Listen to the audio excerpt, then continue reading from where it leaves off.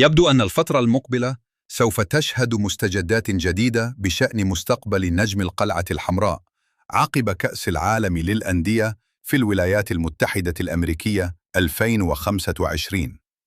ويعتبر وسام أبو علي مهاجم منتخب فلسطين والنادي الأهلي الأساسي مطلوب في 3 دوريات خلال الوقت الحالي. ويملك وسام أبو علي عرضاً من جانب أحد الأندية في الدوري الأمريكي، وذلك بعد حدوث اتصالات لجس النبض، ولكن لم يحسم النادي الأهلي الموقف. نفس الأمر يملك وسام أبو علي عروضاً من الدوري السعودي، بالإضافة إلى عرضاً من الدوري الألماني للحصول على خدماته. ولا يمانع النادي الأهلي خطوة بيع وسام أبو علي عقب كأس العالم للأندية، ولكن بشرط الحصول على مقابل مادي ضخم من بيعه. وحال بيع وسام أبو علي، من المقرر أن يعتمد النادي الأهلي على خدمات المهاجم السلوفيني نيجيك جراديشار في التشكيل الأساسي، في الوقت الذي يفكر خلاله النادي الأهلي بجدية في خطوة التعاقد مع مهاجم محلي جديد من أجل تعزيز قوة الخط الأمامي. وهناك ترشيحات من جانب لجنة السكاوتينج في صفوف النادي الأهلي لبعض الأسماء مثل عمرو ناصر وأسامة فيصل، في الوقت الذي خرج خلاله محمد شريف من الحسابات بشكل تدريجي لرغبة جهاز الكرة في تجديد الدماء. يبدو أن النادي الأهلي يستعد لتحرك مفاجئ في سوق الانتقالات حال رحيل جناح حسين الشحات عقب نهاية مشوار الفريق في بطولة كأس العالم للأندية. وبحسب مصادر مقربة من القلعة الحمراء، فإن الشحات أبدى مؤخراً رغبة قوية في خوض تجربة جديدة بأحد الدوريات الخليجية، خاصة بعد أن تراجع دوره مع الفريق وشعر بصعوبة حصوله على فرصة أساسية في ظل وجود أسماء بارزة، وعلى رأسها أحمد سيد زيزو. الصفقة الجديدة والمهمة التي تعد سبباً رئيسياً في شعور الشحات بالإحباط. وأكدت المصادر أن الشحات طلب من وكيله بدء التحرك لجلب عروض من أندية في الإمارات وقطر، حيث يرى أن مستقبله قد يكون خارج أسوار التتش خلال الفترة المقبلة، في ظل تضاؤل حظوظه في التواجد الأساسي مع الفريق بعد البطولة العالمية.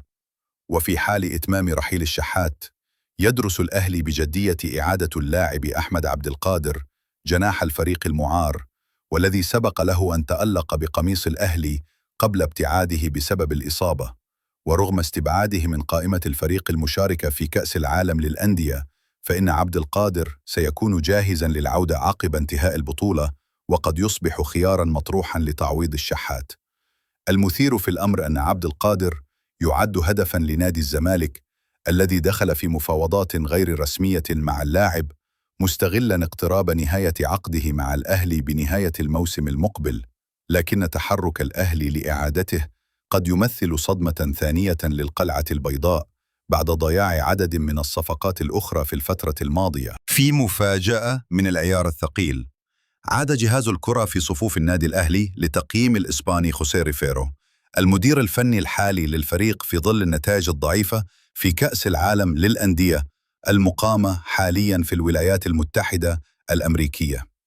ويرى البعض داخل مجلس إدارة النادي الأهلي وجهاز الكرة صعوبة نجاح الإسباني خوسيه ريفيرو في ظل شخصيته الهادئة، والتي قد لا تناسب الفريق الأحمر في بعض الفترات، بالتزامن مع تكرار بعض الأخطاء الفنية. ويردد البعض إمكانية بدء منافسات الموسم الجديد من خلال التعاقد مع جوزيه غوميز، المدير الفني لفريق الفتح السعودي، والذي كان على أعتاب قيادة النادي الأهلي في وقت سابق، قبل أن يتراجع محمود الخطيب رئيس مجلس الإدارة عن هذه الخطوة ويتجه نحو الإسباني خوسيه ريفيرو بعد رحيله عن قيادة أورلاندو بايرتس. وعاد البعض داخل جهاز الكرة في صفوف النادي الأهلي لطرح إمكانية إجراء تعديل في القيادة الفنية للفريق الأحمر قبل انطلاق منافسات الموسم الجديد. وهناك الحديث عن غوميز، الذي يعتبر لديه بصمات تدريبية قوية، كما لديه حماس شديد خلال إدارة المباريات على الخط. وكان النادي الأهلي قد خسر أمام فريق باتشوكا ودياً مع الإسباني خوسيه ريفيرو قبل أن يتعادل مع إنتر ميامي الأمريكي في افتتاح كأس العالم للأندية، ثم يتلقى خسارة من فريق بالميراس البرازيلي بنتيجة 2-0. وتعتبر فرصة النادي الأهلي صعبة للغاية في حسم التأهل، حيث يحتاج إلى الفوز على بورتو بفارق هدفين، مع خسارة فريق إنتر ميامي من بالميراس بفارق هدفين للتواجد في دور ال16. ويرى البعض داخل جهاز الكرة أن الإسباني كرر بعض الأخطاء الفنية في المواجهات الماضية، والتي تسببت في اقتراب توديع منافسات كأس العالم للأندية في الولايات المتحدة الأمريكية، رغم الملايين الطائلة التي تم دفعها لبناء فريق قوي وضم صفقات مميزة.